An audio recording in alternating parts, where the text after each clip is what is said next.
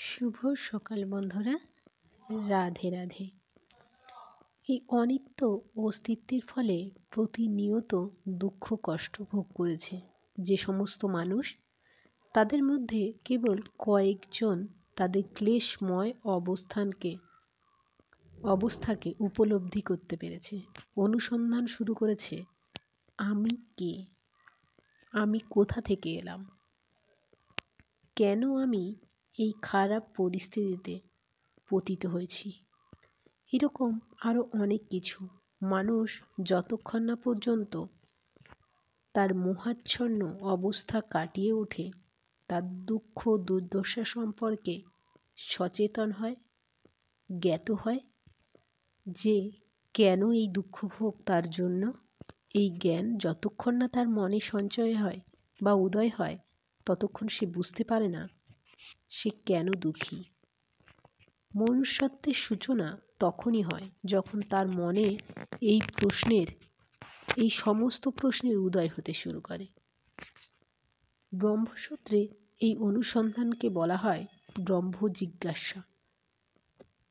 মানব জীবনে এই ব্রহ্ম জিজ্ঞাসা ছাড়া আর সমস্ত কর্মকেই ব্যর্থ বলে গণ্য করা হয়।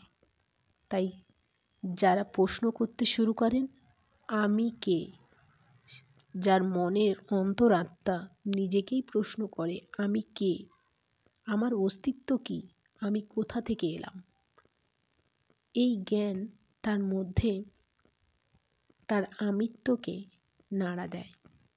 তাকে এটা বোঝাতে শুরু করে যে সে নিজে একটা কেবল কোনো মুখ বন্ধনে বদ্ধ হয়ে আছে, তাই সে কষ্ট পাচ্ছে। আমার এই শরীরটা যে আমার নিজের নয়, আমি এই শরীরে আবদ্ধ হয়ে গেছি, আর এই শরীরে আবদ্ধ হয়ে আছি বলেই আমি এই দুঃখ দুর্দশা কষ্ট ক্লেশ ভোগ করছি। আমার এই শরীরটা ততদিন পর্যন্তই বদ্ধ থাকবে যতদিন আমি বুঝতে পারবো না যে আমি কে বা আমি কোথা থেকে এসেছি, আমি কেন কষ্ট পাচ্ছি, মৃত্যুর পরে আমি কোথায় যাব। তারাই শ্রীমদ্ ভগবদ্ গীতার প্রকৃত শিক্ষার্থী হওয়ার যোগ্যতা অর্জন করবে। আন্তরিক শিক্ষার্থীরা ভগবানের প্রতি সুদৃঢ় ভক্তিও থাকতে হবে।